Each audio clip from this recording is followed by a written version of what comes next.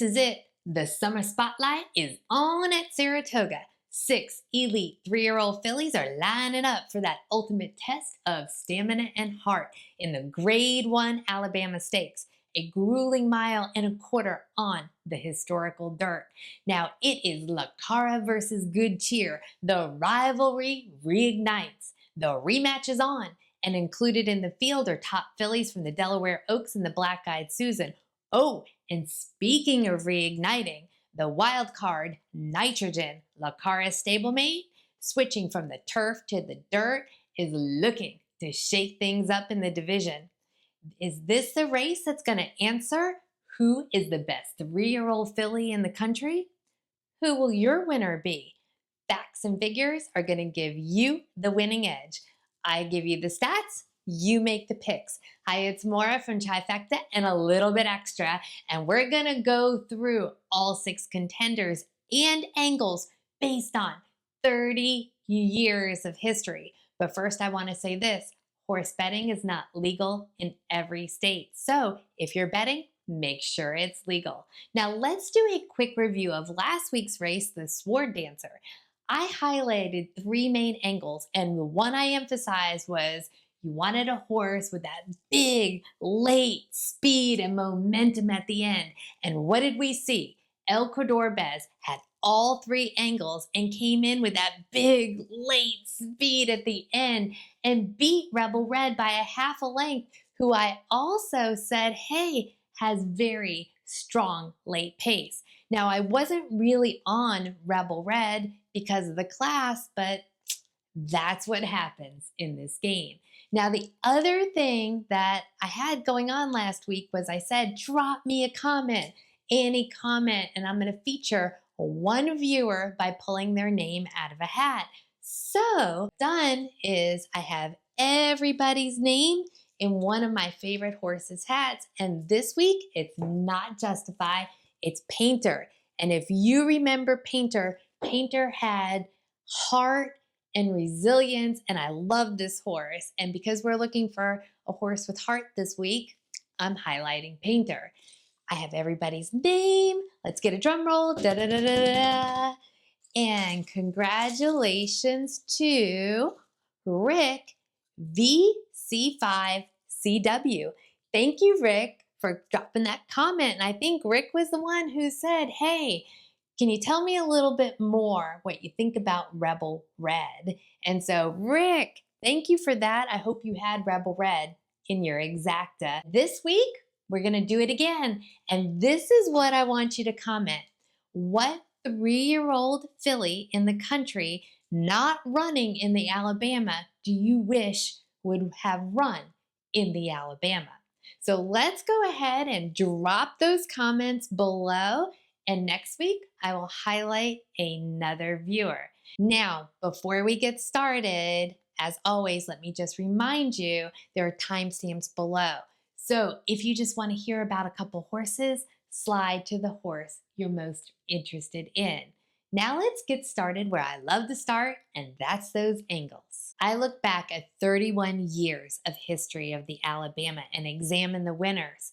And here is what I found. First is form and class. And what I mean by that is prepping in a graded stakes race.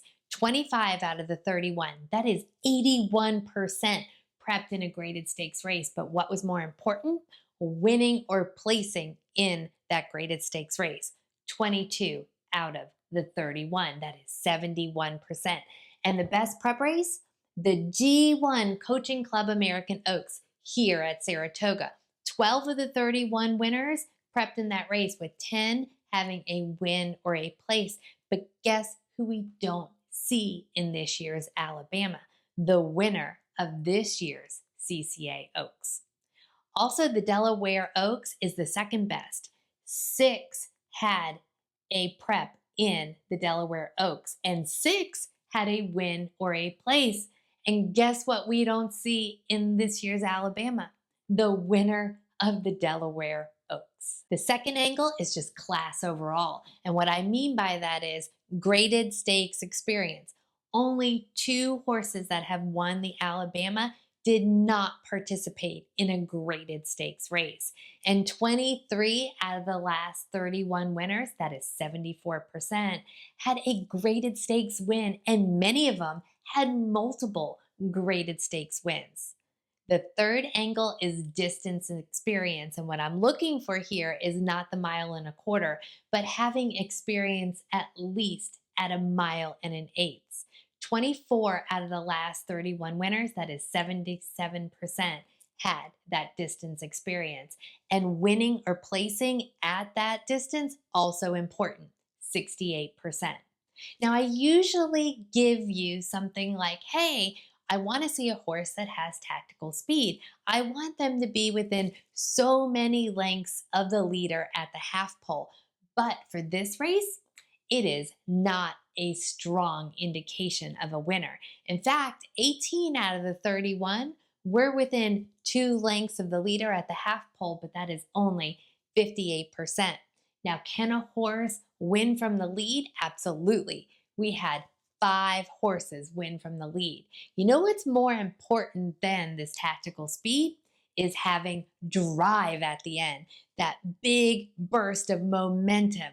So look for comments that say drive, driving, ridden out, something to that effect. 2 other things I want to point out. One is Saratoga experience. Now, you may not want to use this as an angle. It's up to you, but I did want to give you this stat. 17 of the 31 winners, that is 55%, had Saratoga experience, and 10 had a win or a place. The other thing, favorites don't always win this race. 21, 68% were not the favorite. Now let's go to the horses, and we're going to start with Margie's Intention. The number 1 horse is Margie's Intention. Trained by Brad Cox, she gets a leading Saratoga rider, Irad Ortiz Jr. 7 starts, 3 wins, and 3 places. Now, she started her career in December, so 6 of her starts has been as a 3-year-old, and as a 3-year-old, she has always been in the exacta. Between January and March, she spent her time at the fairgrounds being trained by Brendan Walsh. In her last 2 races, she's been running for Brad Cox. Now let's look to see how she does versus the angles. In terms of form, she did prep in a graded stakes race, the G3 Delaware Oaks, which is a key prep race for this race. She comes out of post position 4 and finds herself in the back of the field in a very fast-paced race for the first quarter, going 23:53. The half a bit slower at 49:64. The jockey has a good hold on her, second last, starting around the far turn. Then she opens up. She goes way, way wide around that last turn, gains momentum, but clearly second best with a 78 buyer.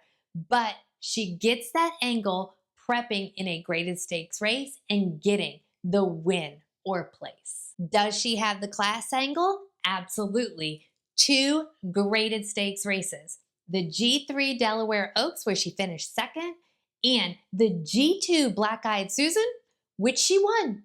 It was a sloppy track that day, and she was going 1.125 miles. She comes out of post position 3, is mid-pack on the inside. Then around that turn, swings out, goes wide, has to go head-to-head with Paris Lily, but she wins with an 81 buyer. That also means she gets the distance angle of 1.125 miles or longer, but that was her one and only race at that distance, but gets the angle. Does she have driving in her notes? Absolutely. 4 out of the 4 angles. Now, can she go the extra distance, the 1.25 miles? Well, her sire is Honor AP. You don't really see top progeny from Honor AP going that longer distance, but she's got that win in the Black Eyed Susan. Her best buyer is 81 in the Black Eyed Susan.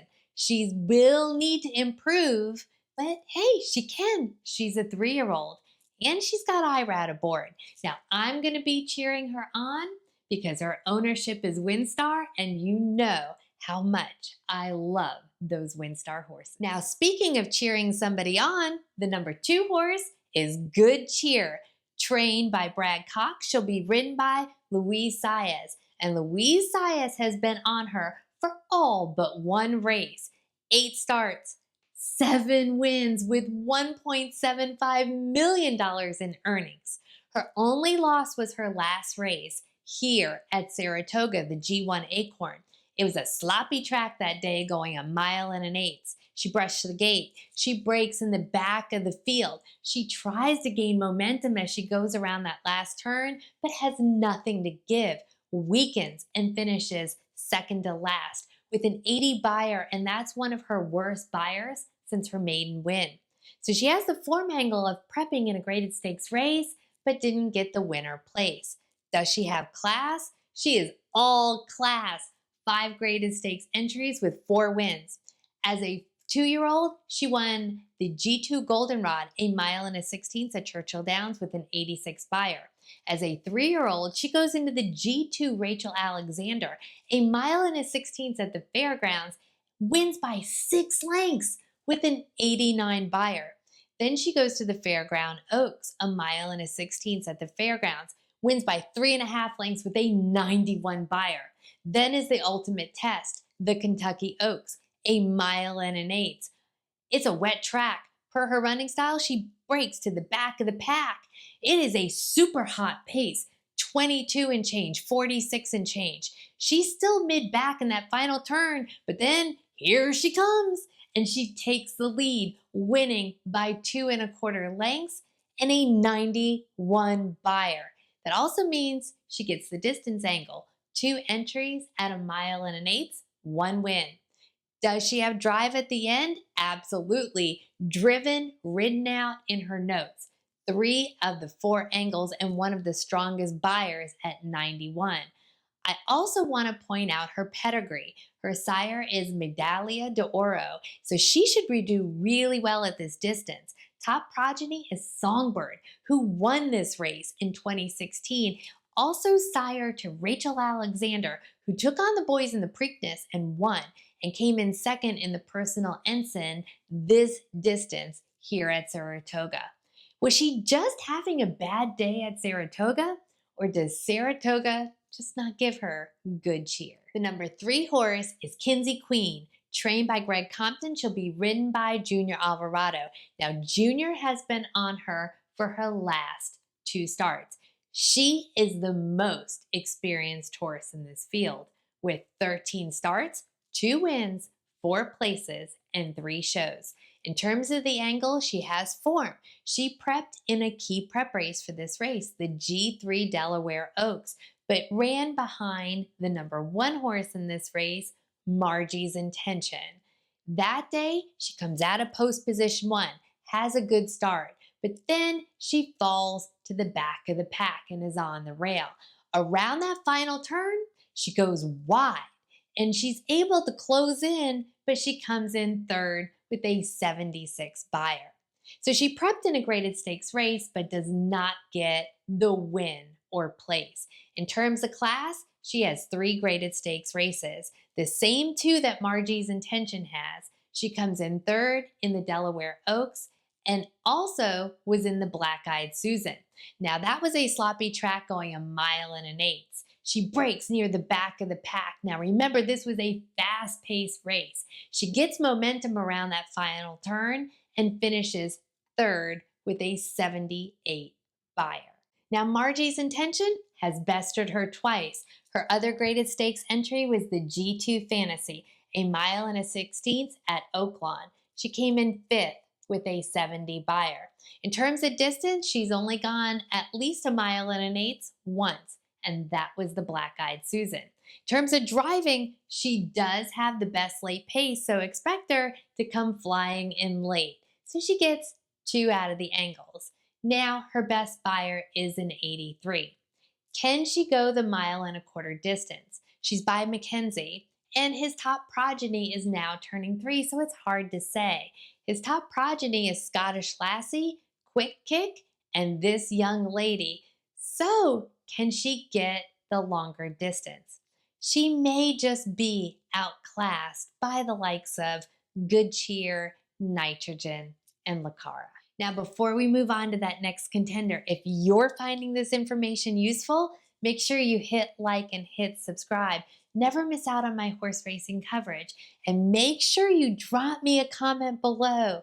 What other filly did you wish would have run in this week's Alabama? We are moving on to the number 4 horse who's going to ignite the field, and that is Nitrogen. Trained by Mark Casse, she'll be ridden by Jose Ortiz, who's been on her for all but 2 races, and together they have a 25% win rate. She has 9 starts with 5 wins, 2 places, and 2 shows. $1.25 million in earnings. This is a talented filly where all but 1 race has been on the turf. In terms of form, she prepped in the G1 Belmont Oaks. G1, a mile and an eighth on the turf here at Saratoga. She comes out of post position 7. She's the 2-5 favorite that day. She gets out of the gate and gets close to the lead, sitting 3rd off the leader. Now, she's really reserved going down that backstretch. The pace is pretty swift. She gets momentum around the turn, fights the leader in the stretch, but then here comes another horse on the outside. Photo finish. She comes in 2nd with a 90 buyer. So she has the form angle because she was in a graded stakes race, a G1, and got place. Also, she showed heart and resilience and fight, and I love that in a horse. In terms of class, very classy. 7 graded stakes entries with 4 wins, 1 place, and 2 shows, and that means always on the board. Her best buyer actually came on the dirt. It was sloppy at Saratoga, so they moved the race from the turf to the dirt. It was a mile in the G2 Wonder again, and there she gets a 91 buyer. Now, it was only a 3-horse field. She was the 2-5 favorite. Comes out of the gate and sits off that leader in a big, strong hold, and then just takes over and is galloping home, wins by a whopping 17 lengths, and gets that 91 buyer. Now, I understand it was only a 3-horse field and it was a sloppy track, but hey, she showed she could take to the dirt. Other races she won, as a 3-year-old, the G3 Florida Oaks at Tampa, a mile and a 16th, and again, driving at the end. The Appalachian Oaks at Keeneland, a mile on a good track, driving at the end. The G2 Edgewood at Churchill Downs, a mile and a 16th, driving at the end. So does she have drive? Absolutely. All 4 angles. How is she going to do on the dirt? Well, we know she won by that amazing number of lengths in the Wonder again. Also, her sire has good stats. The same sire as Good Cheer, Migdalia de Oro. Top progeny with Songbird, who won this race in 2016. And then also sire to Rachel Alexander, who took on the boys in the Preakness and won, and came in 2nd in the Personal Ensign this distance here at Saratoga. This is a top contender for me personally. The number 5 horse is Queen Azteca. Trained by Niels Peterson, she'll be ridden by Joel Rosario. 9 starts, 4 wins, and 2 places. Now she is coming from overseas. In terms of the angle form, well, her last race was an allowance race where she came in 2nd. A mile and a half race, but an allowance race. So she does not get that angle. In terms of class, she has graded stakes race, a G3 in Maidan going a mile and 3/16. And the notes say that she needed every yard of this longer trip to get the win. So she does get that angle. In terms of distance, this is her angle. She has gone greater than a mile and an eighth distance 4 times, 2 wins, and 1 place. In fact, she's the only filly in this race to have gone this longer distance. Does she have drive at the end? I'm not really sure. The notes are lacking. Who has she been running against? Again, I'm not really sure, but she was in a $1 million stakes race and competed at a 1.3 miles distance in Maidan in April against Admire Daytona, who went on to the Kentucky Derby, and Heart of Honor, who was in the Belmont and the Preakness. And at field of 9, she came in 5th against the boys. So she did hold her own. But how did Admire Daytona and Heart of Honor do in their races here? Admire Daytona finished last in the Derby, and Heart of Honor came in 5th in the Preakness and 6th in the Belmont. For me personally, she is not a top contender in this field. The number 6 horse is La Cara. Trained by Mark Casse, she'll be ridden by Dylan Davis, and Dylan Davis has been on her for her entire 3-year-old season. This horse has 11 starts with 5 wins, and what that means is nearly half the time, winner circle. 2 places, and has earned $1.16 million.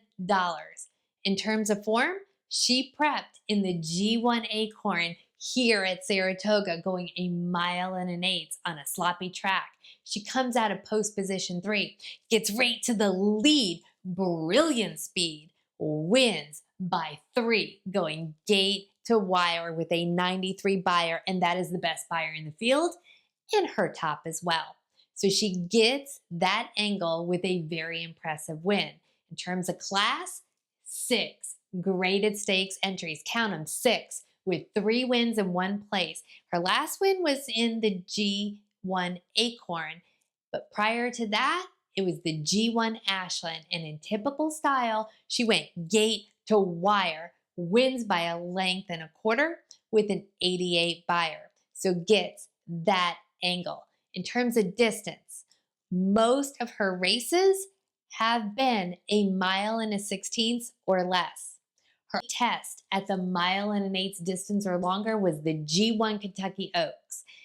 That was a wet track that day. She gets up to the lead and is on the rail, and it is a super hot pace. 22:58 for the first quarter, 46:78 for the half.